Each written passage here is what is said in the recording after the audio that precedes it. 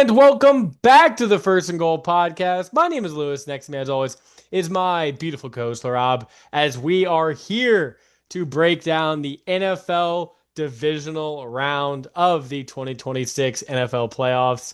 And then there were four teams remaining in the field, Laraib. Four NFL games finished up last weekend. I always find my favorite weekend in sports is divisional weekend, right? Because all four games, it's two Saturday, two Sunday, no overlap. They're both kind of later afternoon, right? So you can kind of do stuff throughout the day and then just find time sitting on a couch, just consuming play after play after play. And it's super entertaining, right? Teams that were considered big favorites to win the Super Bowl potentially get knocked out in this round. This is our first time seeing the one seeds in action, which have way too much of an advantage. I get the number one seed should be a coveted thing that teams are really vying for. But to get that game on a Saturday and then have the championship game already at home if you win again, to be 8 days later, that extra day of rest, where the 49ers just got screwed. I mean, I'm not going to talk much 49ers today, but hated that for them.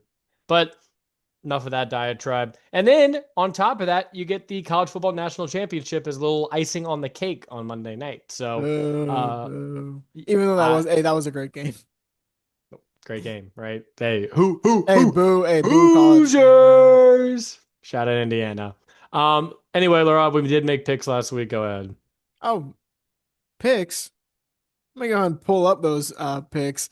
Another victory for me. I'm up now by 3 points on you. I squeaked by with a 1 point victory this week. Shout out my Rams. Shout out my Broncos. We'll be talking about those games for sure. And then Houston. Definitely not talking about that game. But Oh, CJ Stroud, honestly, like the worst playoff performance I will remember for a long, long time. Herbert played 2 weeks Um, ago. if Herbert was on this Texans team, I think they would have won. If If C Herbert threw four interceptions in a playoff game, it'd look really bad. You're right. I mean, he played god awful. Oh, yeah. If he played just awful, they might have had a shot, but he played god awful. And he sealed that door very quickly. So congratulations to the New England Patriots on their free Super Bowl run.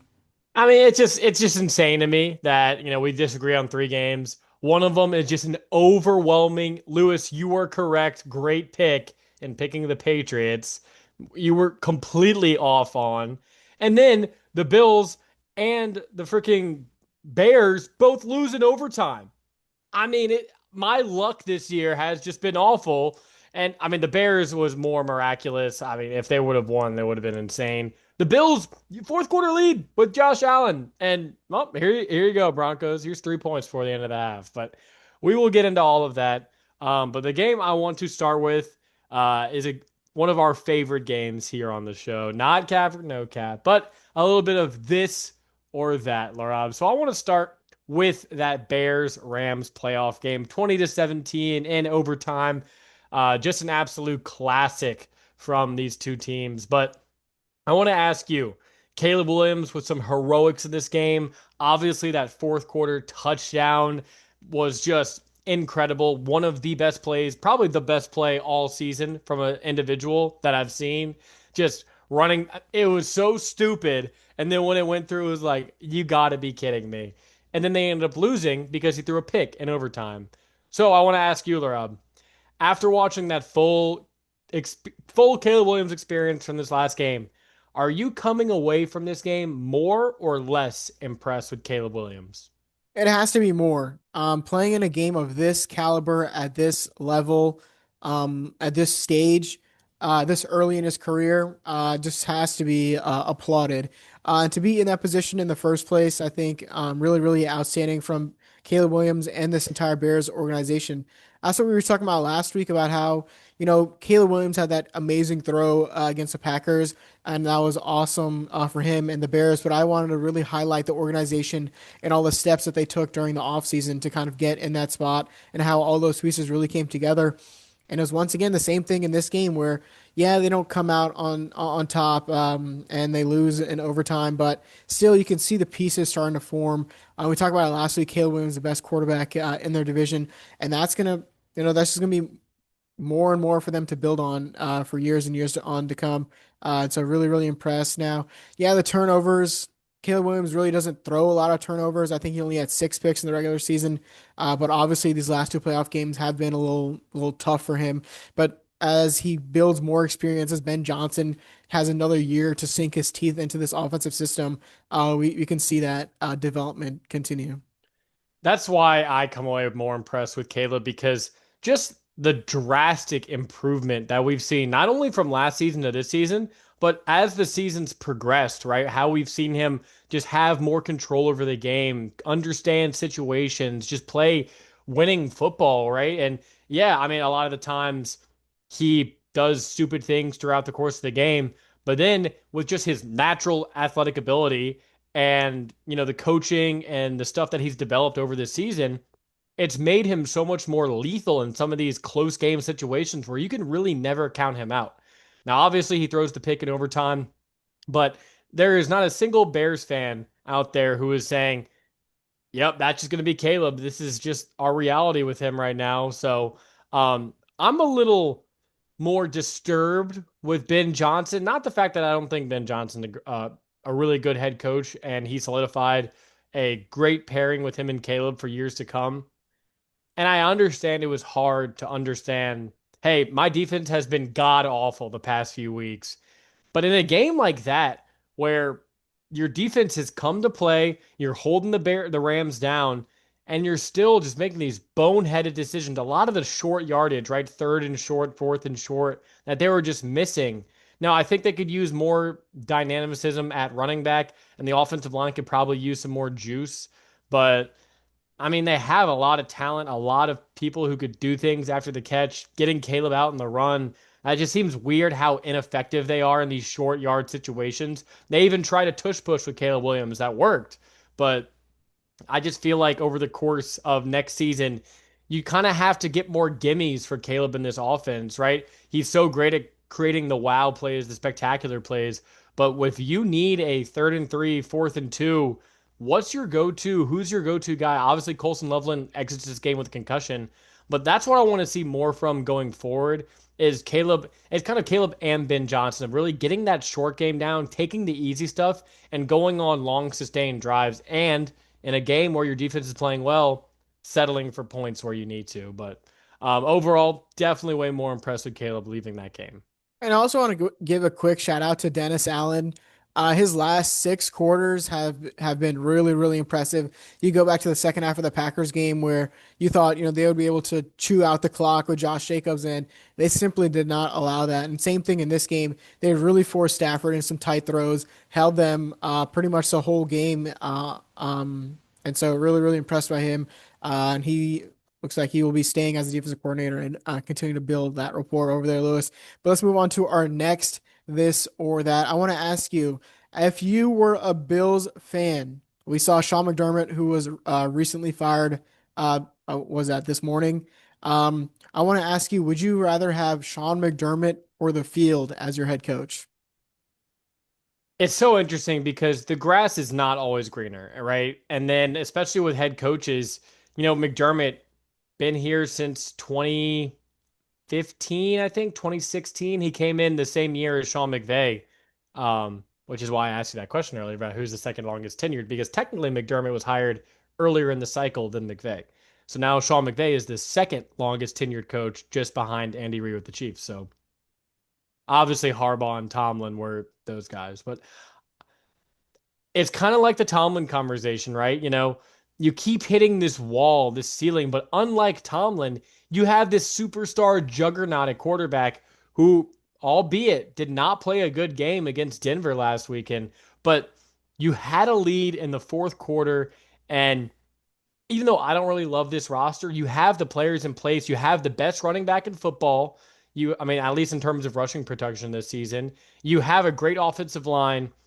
And it's just puzzling how they're not able to put some of these games away. And yes, give credit to Sean Payton and Bo Nix for orchestrating that comeback and just an outstanding touchdown drive. but you got to get off the field in key situations. And it's year after year after year where there have been better Bills defenses in the past, right? And it kind of feels like Sean McDermott allows some defenses to punch above their weight class, right? With his schemes, his coaching. And there's been years when they've been a top 10 scoring defense, top five scoring defense, where it's the same story every single year. They cannot get off the field in these critical playoff situations. And Josh Allen's sitting on the bench saying, yep, there goes my season. Now, obviously, Josh isn't getting a pass because the Bills had the ball with a chance to win in overtime. And there was that crazy Brandon Cooks um, drop into an interception. I'm not even going to act like it was a debate. I mean, come on now, people. What are we doing? That was obviously an interception. Um, if you watch football, you understand that.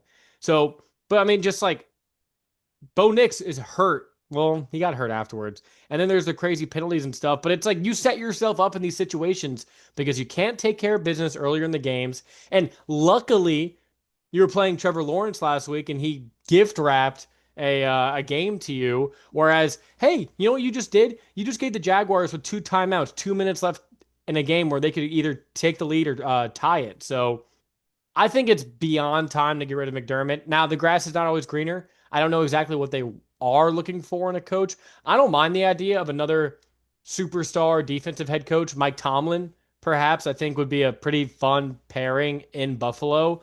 But you definitely have to get a win now, established guy who can take control of this locker room and, put Josh Allen in situations where he can win. So I'm going to say the field with this one, Laura. I'm also going to agree. I would go with the field, and it reminds me more of the Harbaugh situation more than the Tomlin situation, but where you have the MVP quarterback and just year after year you blunder. And this is what I was kind of talking about John Harbaugh in our earlier episodes, where why are you putting yourself in a position in the first place to be losing late in the fourth quarter, or we only be winning by one possession late in the fourth quarter, keeping the door open for other teams to come back on you and just give you these heartbreaking, gut wrenching defeats. I mean, the past couple of seasons I've been on the Bill side picking them, and I can't tell you how great of a hate watch this was watching them collapse. It just made me so giddy inside. And then to watch my Seahawks beat the 49ers What by are we 30 plus talking points, about? What are we talking about? that was just a great way to end my Saturday. But all that aside, yeah, it's just sometimes these coaches they just run their course after a certain amount of time. Yeah, you've had so many division titles. You've been to the AFC Championship game before, but so many times you've come up short, and it's just time for new blood in that building. If there was a guy for you that you're looking at right now, I mean, I said Tomlin's name is, but will there someone else in the market that you look at as a potential, immediate good fit, or what else? What do you think? Well, Jeff Hafley got hired, so he's gone for that role. I honestly wouldn't be opposed to just having another great offensive mind in there. If Joe Brady decides to stick Dayball? around, DeBall reunion in New Yes. York.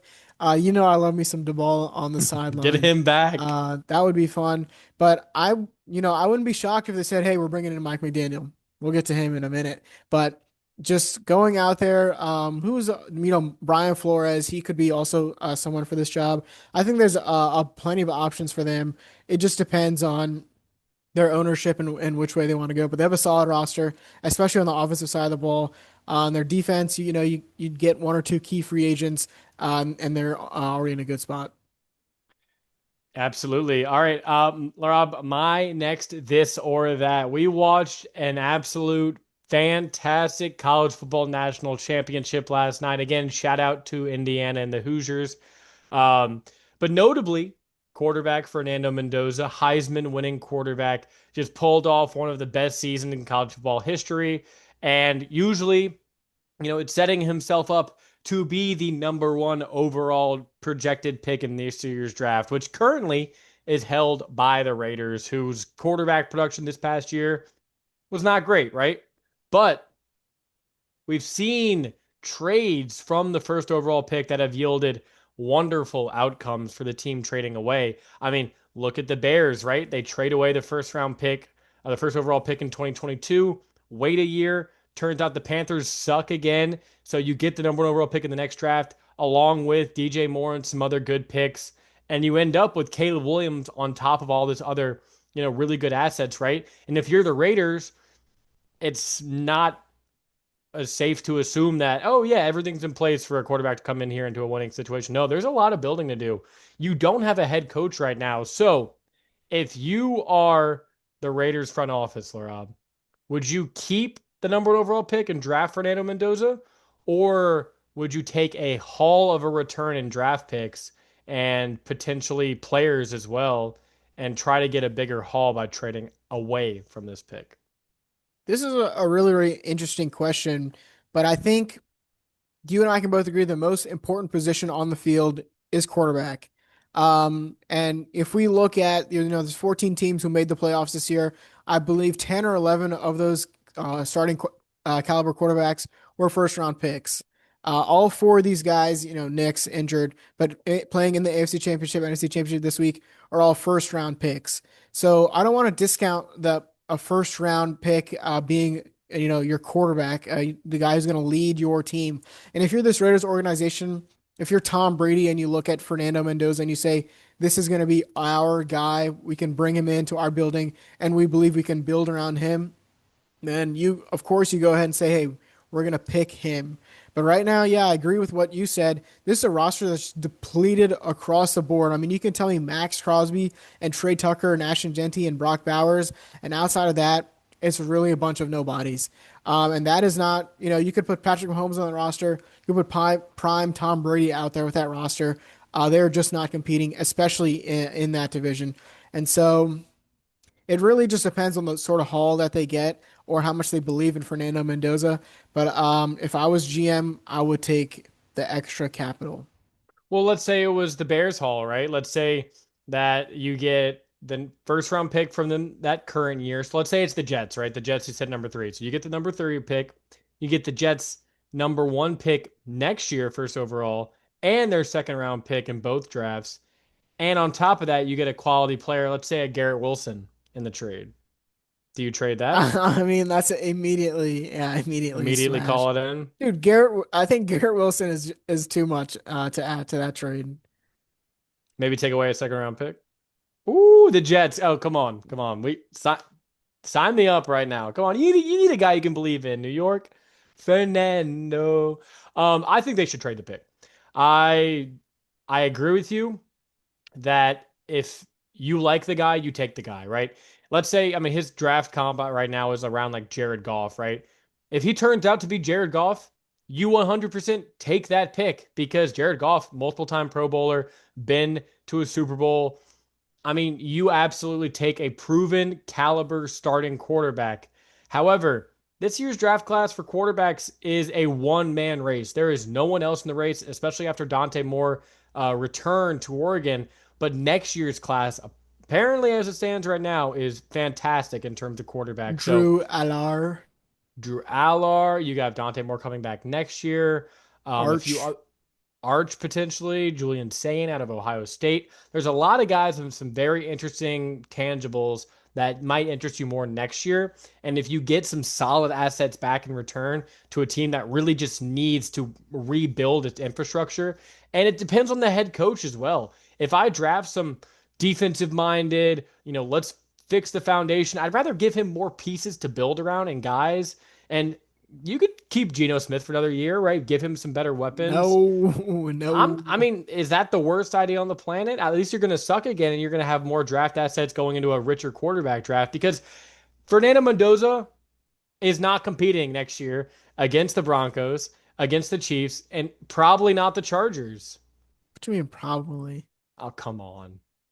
But that being said, I just don't see that being such a quick turnaround.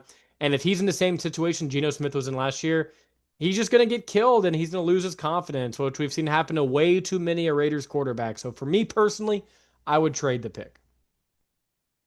That is something to keep an eye on as we move closer and closer to April Lewis. But for our final this or that, I want you to close your eyes very quickly and imagine your McDaniel, excuse me.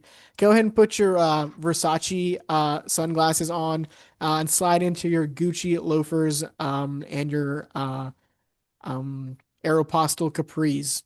Sorry, I'm For this vaping for those who don't upcoming know. season, would you rather be an offensive coordinator for 1 year or pick any one of the head coaching jobs right now?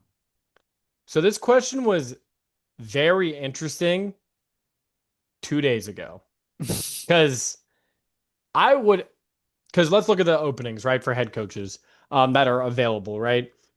A lot of garbage, right? But then the Bills job opened. The Bills job, and I would say the Ravens job as well, are the only two jobs on the market if I'm Mike McDaniel where I'm, yes, absolutely, I will be your head coach, right? Because you have that established quarterback where you can talk them into a great offensive system where we've seen even Mike McDaniel last year, right? Still a super effective play designer. He's very good at run scheming and figuring out an effective run game. We saw how successful he was with Achane this past year, how Raheem Mostert had almost 20 touchdowns 2 seasons ago or 3 seasons ago.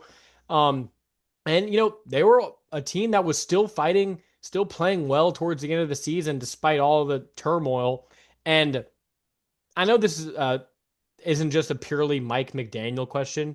You're more of if you're an established offensive minded head coach, what would you prefer? So my number one is that top tier, right? If I could get the Ravens or the Bills job, especially the Bills job, taking that. After that, if I can be the offensive coordinator for the Detroit Lions or the Philadelphia Eagles, and maybe Atlanta, depending on the situation, I would take that job because with the Lions and the Eagles, you have a CEO head coach who we already know has no impact on the play calling, even though Dan Campbell, he tried it, didn't really work out.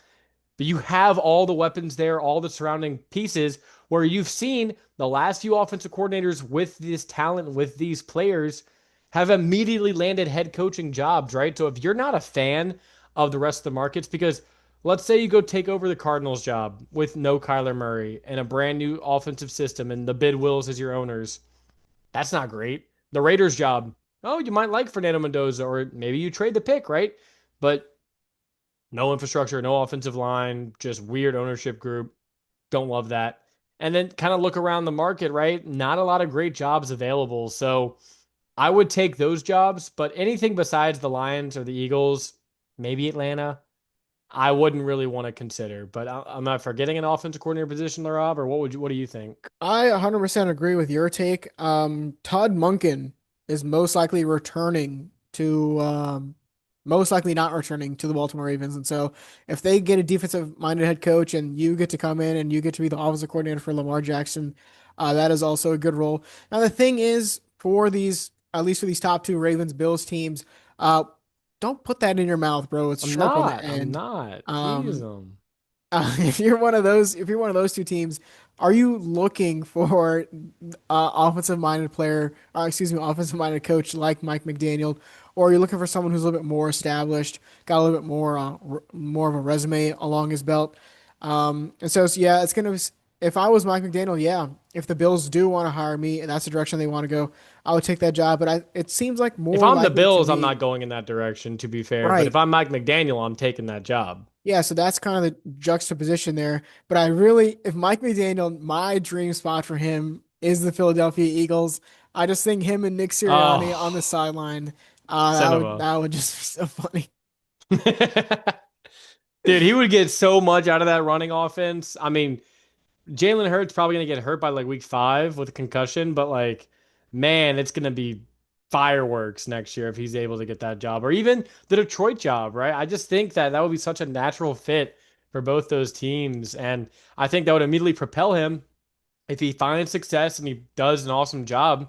All of a sudden, you are the hot head coaching candidate who has your pick of the litter next year for some other potential jobs that might open up. So, I agree with you. I think this is a really good spot here for McDaniel. If he can't get the Ravens or Bills, I'm saying Eagles/Lions OC. All right, well, that's going to wrap it up for our this or that for the divisional round. Before we go, I want to do a quick pop culture corner. The Pit season two has Woo! dropped. The first two episodes are out now on HBO, Lewis. and welcome back to the world of the emergency department in um, I don't know, Pittsburgh. downtown Pittsburgh, surrounding area next to Acrisure Stadium. And we're back with Dr. Robbie, of course, and all of our med students have now, or at I least a thought it was couple of them. PNC They, Steelers. Is it not PNC? I thought it was Acrisure after they changed from Heinz. Oh, But either way, all of our cast is now 10 months older, and a couple of our students have now turned into residents. Some of our students are just still students. And then we have more young students coming in as well, Lewis. What have you liked so far throughout this first two episodes?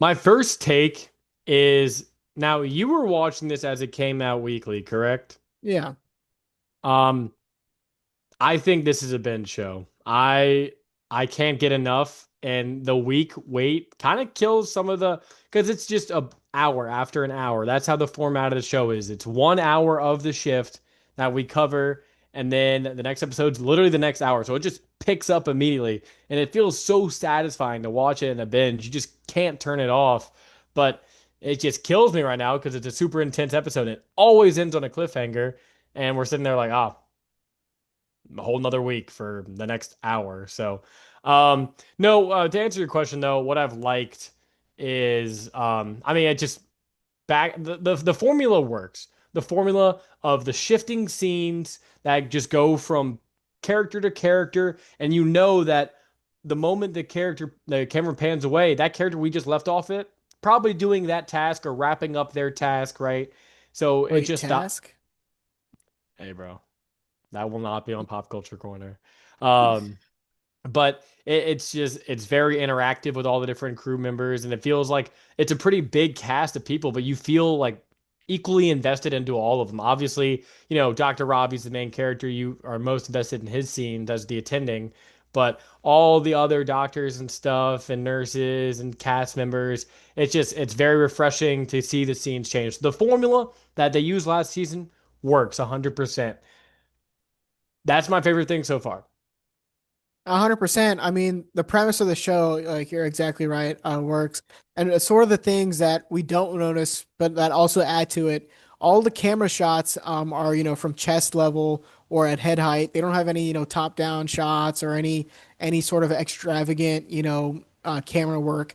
And then there's Mhm. also no music in the show as well, right? They'll have the end credits, but besides that, all the sounds that you're hearing are all, beeping of the machines or people talking in the background. And so the premise of the show or how they've executed it works really well, and that's why You you and feel like I, you're on shift with yeah, you them. feel like you are working in the emergency department with these people.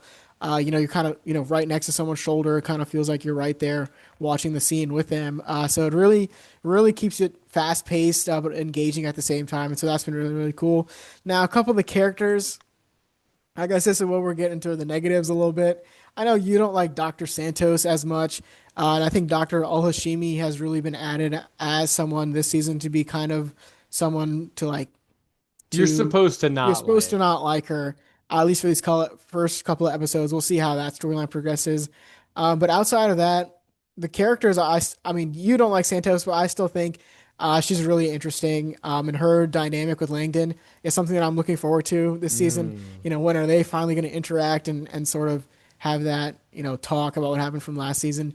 And then, I just think besides that, of course, you and I were talking about it, and the mass casualty event from season one, I in my mind, that's the peak of anything else that they could ever have happen as like the big incident for a season. I really don't think there could be anything to ever top that. Now, I don't want to spoil if you haven't seen what it is going to be for this season, but I'm sure it's going to be just as impactful for them in that environment. But that event from season one, I think, is going to be very difficult to top.